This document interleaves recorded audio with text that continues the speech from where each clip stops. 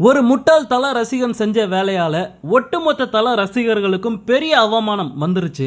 அஜித்தோட பிறந்த நாளுக்கு அஜித்தோட ரசிகர்கள் இவ்வளவு பெரிய அவமானத்தை ஒரு பரிசா கொடுப்பாங்க அப்படின்ட்டு அவர் கண்டிப்பா நினைச்சிருக்க மாட்டாரு. ஓகே, நேத்துக்கு என்ன சம்பவம் நடந்துச்சு அப்படிங்கிறது உங்க எல்லாருக்குமே கண்டிப்பா தெரிஞ்சிருக்கும். நேத்துக்கு மே 1 உழைப்பாளர் தினம், இன்னொரு பக்கம் அஜித்தோட பிறந்த நாள். சோ அஜித் ரசிகர்கள் செலிப்ரேட் பண்ணக்கூடிய விதமா தீனா படத்தை ரீ-ரிலீஸ் பண்ணியிருந்தாங்க. அந்த வகையில சென்னை காசி தியேட்டர்ல ஒரு முட்டாள் அஜித் ரசிகன் தளபதியோட பேனரை கிழிச்சு தளபதி அசிங்கப்படுத்துறேன்னு நினைச்சு ஒட்டுமொத்த தல ரசிகர்களுக்கும் அவமானத்தை ஏற்படுத்தி கொடுத்துட்டான். தளபதியோட ரசிகர்கள் ரசிகர் மன்றமா இருக்கும் போதே சும்மா விட மாட்டாங்க.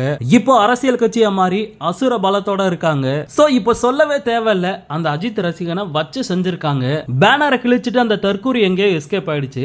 இருந்தாலுமே அவனை தேடி கண்டுபிடிச்சு நேத்து நைட்டு போலீஸ் ஸ்டேஷன்ல பங்கமா அவனை கவனிச்சிருக்காங்க. விடியும் போது எல்லா தளபதி ரசிகர்களுக்குமே பயங்கரமான ஒரு ஹாப்பி அப்படின்னு தான் சொல்லணும். பேனரை கிழிச்சு அந்த பண்ணாட தளபதி கிட்டையும் சரி தளபதி ரசிகர்கள் கிட்டையும் சரி என்ன மன்னிச்சிருங்க அப்படின்ட்டு காலில் விழுந்து கதறக்கூடிய ஒரு வீடியோ சோசியல் மீடியால வந்திருந்தது.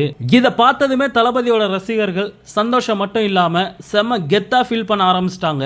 எல்லாருமே அந்த பண்ணாட மன்னிப்பு கேட்கிற வீடியோவை வாட்ஸ்அப், ஃபேஸ்புக், இன்ஸ்டாகிராம் அப்படின்ட்டு சோசியல் மீடியால தெரிக்க விட்டுக்கிட்டு இருக்காங்க. இந்த ஒரு முட்டாள் செஞ்ச வேலையால ஒட்டுமொத்த தல ரசிகர்களுக்கும் பெரிய அவமானம் அப்படின்னு தான் சொல்லணும். சோ தளபதி இப்போ வேற ஒரு பாதையை தேர்ந்தெடுத்து நகர தொடங்கிட்டாரு. அதனால அவரை சீண்டி பார்க்காம நீங்க படம் நடிக்கிற வேலையை ஒழுங்கா பாருங்க அப்படின்னு தான் சொல்லணும். ஓகே நண்பா, தளபதியோட எல்லா அப்டேட்டுமே மிஸ் பண்ணாம பார்க்க நம்ம சேனலை சப்ஸ்கிரைப் பண்ணி சப்போர்ட் பண்ணுங்க. தேங்க்யூ.